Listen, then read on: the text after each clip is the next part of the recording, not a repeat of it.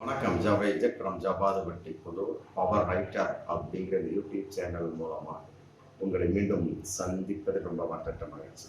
அத்தோட எங்கள் சேனலை சப்ஸ்கிரைப் பண்ணுங்கள், பெல் பட்டன் அழுத்த மறந்துடாதீங்க. அத்தோட எல்லாத்துக்கும் ஷேர் பண்ணுங்கள்.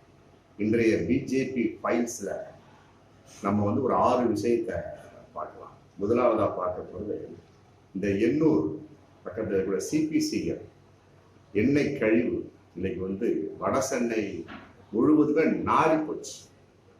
அந்த நிறுவனம் ஒரு மத்திய அரசின் நிறுவனம், ஆண்டு கொண்டிருக்கக்கூடிய பாஜகவின் கட்டுப்பாட்டில் இருக்கக்கூடிய மத்திய அரசின் ஒன்றிய அரசின் நிறுவனம். நிஜாம் புயல்னா அதுக்கு தகுந்த மாதிரி பாதுகாப்பு அவங்க பண்ணியிருக்கணும், பண்ணல. ஃபுல்லா தண்ணி உள்ள போந்து இருக்கக்கூடிய எண்ணெய் கழிவெல்லாம் வெளியே அடித்து கொண்டு வரப்பட்டு அது நேராக பக்கிங் கால்வாயில் உள்ள நுழைஞ்சு கொசஸ்தலை ஆற்று வழியாக கடல்ல கலந்து ஏகப்பட்ட மீன்கள் லட்சக்கணக்கான செத்து மிதந்து கொண்டிருக்கின்றன. ஆமா, வடசென்னை இன்னைக்கு நாரி போச்சுங்க. அந்த அளவுக்கு வடசென்னை மக்களும் ரொம்ப கஷ்டப்பட்டு இருக்கிறாங்க. ஏன்னா அதனுடைய பாதிப்பு மக்களுக்கு இருக்கு இல்லையா? காரணம் சிபிசிஎல் அப்படிங்கிற அந்த நிறுவனத்தின் இந்த அலட்சிய போக்கு, சரியான மெயின்டெனன்ஸ். ஆமா, எத்தனையோ விஷயங்களை பத்தி பாஜக பேசுறாங்க, மற்றபடி இதை ஏன் கவனிக்காமல் விட்டார்கள் அப்படிங்கிறது பகிரங்கமான. அதே நேரத்துல இது சம்பந்தமா அண்ணாமலை ஒரு வார்த்தை கூட பேசுறாரு. நாடாளுமன்றத்தை கலர் குண்டு தாக்குதலை பத்தி பேசுறாரு, மற்றபடி நீட் தேர்வு பத்தி பேசுறாரு, தேசிய கல்விக் கொள்கையை பத்தி பேசுறாரு. இதை பத்தி பேசலையே. ஏன்னா அவர் ஆண்டு கொண்டிருக்கக்கூடிய பாஜக, அவருடைய கட்சியை சார்ந்த மத்திய அரசு ஆட்சியில் இருக்கு. அதனால அது மத்திய அரசு நிறுவனம்னால எப்படிப்பட்ட ஒரு சுயநலமாக இன்னைக்கு இருக்கிறார் பாருங்க. சரி, அதுக்கு தகுந்த மாதிரி தமிழக அரசு ஏற்பாடு கரெக்டா பண்ணிட்டு இருக்கிறாங்க. கிளீனாய ஒரு குடும்பத்துக்கு 7500, மற்றபடி யார் யார் எப்படியெல்லாம் இழப்பு ஏற்படுத்தணும் அதன் அடிப்படையில் மு.க. ஸ்டாலின் முதலமைச்சர் அதுக்கு தக்க உடனே நிஜாம் புயலினுடைய அடுத்த வெளிப்பாடா உடனே அதையும் பண்ணிட்டாரு. உண்மையிலேயே பாராட்டக்கூடிய விஷயம். நிஜாம் புயலே 12,000 கோடி முதல் தவணையா கொடுக்கணும், மற்றபடி 21,000 கோடி டார்கெட்டுங்கிறது வெறும் 450 பிளஸ் 500 செலக்ஷன் சொல்லி 2 தவணையா 900 கோடி நிர்மலா சீதாராமன் சொல்றாங்க. இவங்க 450 கோடி இதுவரைக்கும் கொடுத்தா இவங்க சொல்றாங்க. இப்படி ஒரு சூழல் இருக்கும் பட்சத்துல பணம் பற்றாக்குறை பட்ஜெட் ஏற்பட்டாலும் பரவாயில்ல, என் மக்கள் நான் காப்பாற்றுவேன் அப்படிங்கிற ஒரே அடிப்படையில அந்த எண்ணூர் அந்த துறைமுகத்தில் ஏற்பட்ட அந்த மிகப்பெரிய ஒரு எண்ணெய் படலத்தின் சிபிசிஎல் நிறுவன படலத்தின் வெளிப்பாடு, எண்ணெய் படலத்தின் வெளிப்பாடு இன்னைக்கு ஏற்பட்ட மிக பயங்கரமான ஒரு பாதிப்புக்கு இன்னைக்கு தமிழக அரசு தானாக முன் பல உதவிகளை செஞ்சுட்டு இருக்கு. ஆனா பாஜக இன்னைக்கு வரைக்கும் ஒரு வருத்தம் கூட தெரிவிக்கவில்லை என்பது மிகப்பெரிய வருத்தத்துக்குரிய விஷயம். ஆமா, அடுத்து நம்ம பார்க்கக்கூடியது மிக ஒரு மோசடித்தனமான ஒரு விஷயம். அதாவது இது ஆல்ரெடி தெரிஞ்ச விஷயம் தான். திருவாரூர் மாவட்டத்துல இருக்கக்கூடிய ஒரு மாவட்ட செயலாளர், திருவாரூர் பாஜக பொதுச் செயலாளர் முத்துப்பேட்டை ராஜேந்திரன் அப்படிங்கிறவர், அவர் வேலை வாங்கித்தார ஏகப்பட்ட லேடிஸ்டா, குறிப்பா பெண்களையா புள்ளி வச்சு ஏகப்பட்ட பல லட்சங்கள்லாம் மோசடி பண்ணியிருக்காரு. அதை ஒன்றை பிடிச்சி விசாரிக்கக்கூடிய விஷயம். அடுத்து கிணறு தூண்டா பூதம் கிளம்பினது ஏகப்பட்ட இது இருக்கு. அதன் அடிப்படையில் அவர் கைது செஞ்சாச்சு. கைது செஞ்ச சமயத்தில் இதெல்லாம் இவர் செஞ்ச ஒரு மிகப்பெரிய ஒரு மோசடித்தனத்தெல்லாம் இதுக்கு முன்னால பாஜக மகளிரணி மாவட்ட தலைவி சுதந்திர தேவி அப்படிங்கிறவங்க பார்த்துக்கிட்டே இருந்திருக்கிறாங்க. இந்த முத்துப்பேட்டை ராஜேந்திரன் செய்யக்கூடிய ஒவ்வொரு அட்டூழியமும் ஒவ்வொரு மோசடிகளையும் பார்த்துக்கிட்டே இருந்து அவங்க இன்னைக்கு ஒரு வீடியோ போட்டிருக்காங்க. அந்த வீடியோ மிக வைரலா போயிடுச்சு. அதாவது இதுதான் முத்துப்பேட்டை அரசியலா? அரசியலே தெரியாத உனக்கு இவ்வளவு திமிர் இருக்கா? அந்த அளவுக்கு பவர்ஃபுல்லா நீ? உங்களுக்கெல்லாம் வெட்கமே இல்லையா? மான ரோசம் ஒண்ணுமே இல்லையா? நான் கவனித்துக் கொண்டுதான் இருக்கிறேன். அதாவது அந்த சுதந்திர தேவி சொல்றாங்க, நான் கவனித்துக் கொண்டுதான் இருக்கிறேன், உங்களை கேள்வி கேட்பேன், அதனாலதான் வேறு கட்சிக்கு நான் போகாம இருக்கிறேன், உங்களை வாட்ச் பண்ணிக்கிட்டே இருக்கிறேன். தலைவர் அண்ணாமலை தானே, அவர்கிட்ட சொல்லுங்க, முடிஞ்ச வெளியே உங்களை தெரியல காட்டு. ஆமா, உன்னுடைய விக்கெட் வீழ்ந்து கொண்டே இருக்கிறது அப்படின்னு சொல்லிட்டு மிக ஒரு உறுதியான அல்லது மிக வேகமான தன்னுடைய ஒரு பெண்மையின் வெளிப்பாடா இந்த வீடியோ இன்னைக்கு போட்டிருக்கிறாங்க. பாஜக முன்னாள் மகளிர் அணி மாவட்ட தலைவர் சுதந்திர தேவி அங்கு நடக்கக்கூடிய அக்கிரத்தையும் அனாச்சாரங்களையும் மோசடிகளையும் பார்த்து கொண்டு சும்மா இருக்க முடியாம அவர் பொங்கி எழுந்து விட்டார் அப்படிங்கிற நம்ம பார்க்கக்கூடிய ஒரு சூழல். அடுத்த விஷயமா வந்து இப்போ சமீபத்துல ராமர் கோவில் கட்டிட்டு இருக்கிறாங்க. அதனுடைய திறப்பு விழா ஜனவரி மாசம் நடக்க போகுது. ஏகப்பட்ட பேருக்கு அழைப்புதல். நம்ம அதன் அடிப்படையில் வந்து எடப்பாடி பழனிசாமிக்கு வந்து அழைப்புதல் அனுப்பிச்சு அவரை சமாதானம் பண்ணலாம் அப்படிங்கிற ரேஞ்சுக்கு இன்னைக்கு பாஜக போயிட்டு இருக்கு. அதாவது ஊபி முதலமைச்சர் யோகி ஆதித்யா மூலமா சமாதானப்படுத்தலாம் அப்படின்னு அவர்களாம் வந்து அழைக்கலாம், அழைக்கப்படலாம் விடலாம் அப்படிங்கிற கான்செப்ட். ஆனா பாஜக ரெடியா இருக்கு. ஆனா போவதற்கு எடப்பாடி தயாராக இருக்கின்றாரா அப்படிங்கிறது வரும் காலங்களில் கட்டாயம் தெரியும். அதன் அடிப்படையில் வந்து ஒரு டிசிஷன் எடுத்திருக்காங்க. அதாவது மூத்தவர்களை வந்து திறப்பு விழாவுக்கு அழைப்பதில்லை. அது என்ன கட்டுப்பாடா தெரியல பாஜகவில். அதன் அடிப்படையில் அத்வானி ஜோஷி அவர்கள்லாம் வந்து வரக்கூடாது சொல்லி போட்டு இன்னைக்கு பாஜக அவனுடைய தலைமை சொல்லிட்டாங்க என்று கூர்ந்து கவனிக்கப்பட வேண்டிய ஒரு விஷயம். அதாவது பாபர் மசூதி இடிச்ச இடத்துல அத்வானி இருக்கிறாரு, ஜோஷி இருக்கிறாரு. இடிப்புக்கு அவர்கள் தான் காரணம். இன்னைக்கு வந்து இந்த ராமர் கோவில் திறப்பு விழாக்கு அவர் வரக்கூடாது அப்படின்னு சொல்லி போட்டு அந்த அறக்கட்டளை சொல்லியிருக்கு. அப்படின்னா இது எந்த அடிப்படை அப்படின்னா வயது ஆகி போச்சான். அதன் அடிப்படையில் மோடிக்கு கூட 73 வயசு ஆயிருக்கு. சரி, இப்படி பார்க்கக்கூடிய சமயத்துல முன்னாள் பிரதமர் தேவ கவுடாவுக்கு வந்து அழைப்பு கொடுத்துருக்காங்க. அவருக்கு 90 வயசு. அப்ப அவரை மட்டும் எப்படி கூப்பிட்டாங்க இந்த பாஜக அப்படிங்கிற ஒரு கேள்வி வருதா இல்லையா? அதுதான் என்னன்னு புரியுது. இத்தனைக்கு வந்து அத்வானி வந்து ரத யாத்திரை மற்ற பாபர் மசூதி எதிர்ப்பான பல பிரச்சாரங்கள் சொல்லி போட்டு பயங்கரமா பண்ணவர். இன்னைக்கு அவருக்கே வந்து ஓரம் கட்டப்பட்ட ஒரு சூழல். ஓரம் கட்டியாச்சு, அடுத்து கட்ட போகிறவர் வந்து 73 வயசு ஆகிக்கணும் மோடி அப்படிங்கிற ஒரு தகவல் வேற போயிடுச்சு. ஏன்னா அவங்க 75 வயசுக்கு மேல வந்து யாரையும் வச்சிருக்க மாட்டாங்க தன்னுடைய கட்டுப்பாட்டுக்குள்ள, பாஜக கட்டுப்பாட்டுக்குள்ள.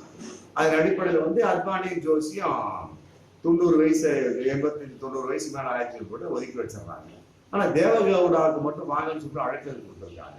இதான் வந்து பாஜகவுடைய மிகப்பெரிய ஒரு முரண்பாடு பார்த்துக்கலைங்க. அதே நேரத்துல இதனுடைய வெளிப்பாடு என்ன அப்படின்னு பார்க்கக்கூடிய சமயத்துல இந்த மாதிரி தான் தேவைதான். அத்வானி ஜோஷி எந்த அளவுக்கு பாபர் மசூதியை இடித்தார்களோ அவர்கள் எல்லாம் வந்து ராமர் கோவில் திறப்பு விழாவில் நுழைந்து கொள்ள முடியாத அளவுக்கு இவர் இயற்கையே அவர்களை தடுத்து விட்டது என்பதை விட பாஜகவை அவர்களை தடுத்து நிறுத்தி விட்டது என்பது வந்து உண்மையில மகிழ்ச்சிக்குரிய விஷயம் தான். ஆமா, அடுத்து நம்ம பார்க்கக்கூடிய சூழலுக்கு ஒரு பாலியல் சம்பந்தப்பட்ட ஒரு விஷயம். திருவள்ளூர் மாவட்டத்துல ஒரு 6-7 மாசத்துக்கு நடந்த ஸ்பா லைசன்ஸ் சம்பந்தப்பட்ட விஷயத்துல ஒரு லேடி வந்து ஒரு ஆடியோ போட்டிருந்தாங்க. இந்த மாதிரி குறிப்பிட்ட திருவள்ளூர் மாவட்டம் சம்பந்தப்பட்டவங்க என்கிட்ட வந்து 20 லட்ச ரூபாய்க்கு மேல பணம் வாங்கி ஸ்பா லைசன்ஸ் வாங்கி தரேன்னு போட்டு ஏகப்பட்ட பணத்தை என்கிட்ட ஆட்டையை போட்டாங்க. அதே நேரத்தில் ஸ்பாவுக்கு வந்து விபச்சாரம் சம்பந்தப்பட்ட விஷயத்தை இருக்கக்கூடிய பெண்கிட்ட வந்து பாலியல் வன்கொடுமையை முறைகேடா நடந்துக்கிறாங்க. அவங்கள்ட்ட பாலியல் வன்கொடுமை பாலியல் வன்புணர்ச்சி பண்றாங்க. அந்த கோர்ட்ல இது வீடியோ போட்டுறாங்க. அதை பார்த்து வந்து தலைமை அண்ணாமலை வந்து ஒரு முடிவு எடுத்தார். தமிழக தலைமை அண்ணாமலை முடிவு எடுத்து அவங்கள வந்து கட்சியை விட்டு ஓரம் கட்டி சஸ்பென்ஸ் பண்ணி வச்சிருந்தாரு. ஒரு 6-7 மாசம் வச்சு இன்னைக்கு வந்து அதுல குறிப்பிட்ட சொல்லக்கூடிய சமயத்துல அதாவது வந்து ஒரு முக்கியமான 5 பேர் ஒதுக்கி வைக்கப்பட்டார்கள். இன்னைக்கு வந்து அதையும் மீறி உள்ள சேர்த்தக்கூடிய ஒரு சூழ்நிலை வந்து ஒரு முக்கியமான ஒரு நபர். அவரை வந்து எப்படி நீங்க சேர்த்தலாம் அப்படின்னு சொல்லிட்டு அந்த அம்மா வந்து கமலாலயத்துக்கே போய் ஒரு தர்ணா போராட்டம் பண்ணி மிகப்பெரிய பிரச்சனையை பண்ணியிருக்காங்க. அதாவது 5 பேர் நீக்கப்பட்டாச்சு, ரைட்டு, ஓகே. குறிப்பிட்ட ஒருத்தவருக்கு மட்டும் நீங்க எப்படி பதவி கொடுக்கலாம்? அவரை நீக்கி இருக்கணுமா இல்லையா?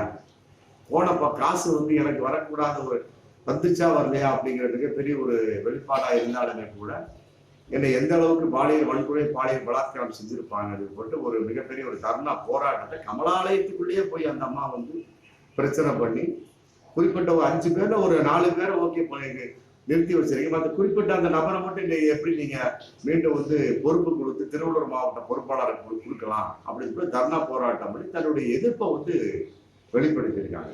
ஆமா, பாருங்க, இதெல்லாம் வந்து இன்னொரு காயத்ரி ரங்கா மாதிரி அவங்க பார்க்கக்கூடிய ஒரு சூழல். அடுத்தது பார்க்கக்கூடிய இன்னொரு விஷயம் வந்து கர்நாடக மாநிலத்தில் இன்னைக்கு மிகப்பெரிய ஒரு குழப்பமா போயிட்டு இருக்கு பாஜக. அதாவது ஆல்ரெடி குறிப்பிட்ட பாஜக எம்பிக்கெல்லாம் வந்து அதாவது சதானந்த கவுடா, சீனிவாச பிரசாத், சிவகுமார் உதாசி, பசவராஜ் போன்றவர்களாம் தொடர்ந்து பாஜக நான் வந்து அரசியலை விட்டு விலக போறேன்னு எப்படி சொல்லி இன்னைக்கு ஓய்வு ஆயிட்டாங்க. ஆமா, அவர்கள் அது ஒரு காரணமா சொன்னாங்க. அதன் அடிப்படையில் வந்து நாராயணசாமி அப்படிங்கிற 5வது நபரா வந்து இன்னைக்கு வந்து நான் தேர்தலுக்கு போட்டியிட மாட்டேன், விலக போறேன், பாஜக கட்சியை விட்டு விலக போறேன்னு சொல்லிட்டு ஒரு மிகப்பெரிய ஒரு குண்டத்துக்கு போட்டிருக்காரு. ஆமா, இதில் சொல்லப்பட்ட 5 பேருமே வந்து மிக முக்கியமான நபர்கள் தான். வரக்கூடிய தேர்தலை நான் போட்டியிட மாட்டேன். என்ன காரணம் அப்படின்னா அவர் சொல்றாரு, அதாவது வந்து ஊழல் அமைப்பில் நான் தொடர மாட்டேன், மற்றபடி வந்து ஊழல் நாற்காலிக்கு அருகில் நான் உட்கார மாட்டேன், அரசியலால் இந்த ஊர் வந்து கெட்டு போச்சு, மற்றபடி வந்து என்னுடைய அரசியலால் ஏற்பட்ட பல ஊழல் சம்பந்தப்பட்ட விஷயம் கவனத்துக்கு வந்தன, வரும் மக்களவை தேர்தலில் நான் வந்து போட்டியிட மாட்டேன் அப்படின்னு சொல்லி என்னை பகிரங்கமா அறிவிச்சு. இது வந்து கர்நாடக பாஜக மிகப்பெரிய ஒரு குழப்பமாகவும் மிகப்பெரிய ஒரு அதிரடி நடவடிக்கையாகவும் போயிடுச்சு. இல்லை, இவர் சொல்றதெல்லாம் வந்து ஊழல் நிறைந்து போச்சு, ஊழல் நாற்காலிக்கு பக்கத்தில் நிற்க மாட்டேன் அப்படின்னு மத்திய அரசை பார்த்துதான் சொல்றாரு. கர்நாடகா வந்து இன்னைக்கு தான் வந்தது, ஒரு 3-4 மாசம் முன்னே ஆச்சு. ஆமா, இவர் வந்து ரொம்ப நாளா பழைய நிர்வாகியாச்சு, பாஜக நிர்வாகியாச்சு. இப்ப எம்பியா இருந்தவர் இன்னைக்கு வந்து ஒன்றிய அமைச்சரா இருந்துகிட்டு இருக்கிறார் நாராயணசாமி. அப்ப வந்து பாஜக அரசை பார்த்தே இவர் விமர்சிக்கிறார். அப்ப பாஜக நிர்வாகிகளே பாஜக நிர்வாகத்தை விமர்சிக்க தொடங்கி விட்டார்கள் என்பதுதான் நம்ம இதுல மூலமா பார்க்கக்கூடிய ஒரு சூழல். அரசியலை விட்டு நான் விளைகிறேன், பாஜக எனக்கு தேவையில்லை அப்படிங்கிற மாதிரி பேட்டி கொடுத்திருக்காரு. அப்படின்னா பாஜகவுக்கு இவர் மிகப்பெரிய ஒரு தலைவலியா இன்னைக்கு இருந்துட்டு இருக்காரு அப்படின்னு பகிரங்கமான உண்மை. அடுத்து நம்ம பார்க்கக்கூடிய விஷயம் வந்து மத்திய பிரதேசத்தில் நடந்த ஒரு சுவாரஸ்யமான ஒரு சம்பவம். அதாவது ஒருத்தவர் மத்திய பிரதேச அனுப்பூர் மாவட்டத்தில் பாஜக தலைவர் ராம்தாஸ் பூரி அப்படிங்கிற ஒருத்தவர், அவர் வந்து இன்னைக்கு வந்து பாஜக ஆட்சிக்கு வந்துட்டாங்க 2023. 2017 வந்து அவர் சபதம் எடுக்கிறார். அன்னைக்கு பாஜக ஆட்சி கிடையாது மத்திய பிரதேசத்தில். அன்னைக்கு சபதம் எடுக்கிறார், என்னைக்கு பாஜக ஆட்சி வருது அன்னைக்கு தான் நான் வந்து காலில் செருப்பு போடுவேன் அப்படின்னு வந்து ஒரு முடிவு எடுக்கிறார். அப்புறம் 17க்கு பின்னால வந்து ஒரு 2018 வந்து பாஜக சட்டமன்றத்தோட தோல்வி அடையுது. அப்புறம் 2020 காங்கிரஸ் வந்து ஆட்சி கவிழ்க்கப்படுது. ஆமா, அப்போ வந்து காங்கிரஸ் ஆட்சி கவிழ்க்கப்பட்டா செருப்பை போடுறது கூட அங்க இருக்கக்கூடிய மத்திய பிரதேச பாஜக பிரமுகர் சொல்றாங்க. அப்போ ஒரு செருப்பை போடல. இப்போ 2023 எம்பி தேர்தலில் வந்து பாஜக வெற்றி அடைஞ்சிருச்சு, சட்டமன்ற தேர்தலில் வெற்றி அடைஞ்சிச்சு. இப்ப என்ன பண்ணிருக்கிற செருப்பை போடுறாரு. அதாவது முன்னாள் முதல்வர் சிவராஜ் சவுகான் முன்னால ஒரு 2-3 நாளைக்கு முன்னால செருப்பு போட்டிருக்காங்க. அதாவது 6 வருஷத்துக்கு பின்னால இன்னைக்கு செருப்பு போட்டார் அப்படிங்கிறது வந்து இன்னைக்கு மிகப்பெரிய ஒரு தகவலா வந்து பாஜக வட்டத்துல போயிடுச்சு. உண்மையிலே வந்து இது அனைத்துமே பிஜேபி ஃபைல்ஸாக நம்ம பார்க்கக்கூடிய ஒரு சூழல். சில இடங்களில் பாஜகவின் முரண்பாடு, சில இடங்களில் வந்து பாலியல் வன்கொடுமைக்கு ஆதரவு, மற்ற சில இடங்களில் வந்து கண்டுகொள்ளாமை, இப்படிலாம் இருக்கக்கூடிய ஒரு மிகப்பெரிய வட்டமாகத்தான் நாம் இன்று ஆண்டு கொண்டிருக்க பாஜகவை பார்க்கக்கூடிய ஒரு சூழலாக மீண்டும் அடுத்த வீடியோ சந்திப்போம். நன்றி.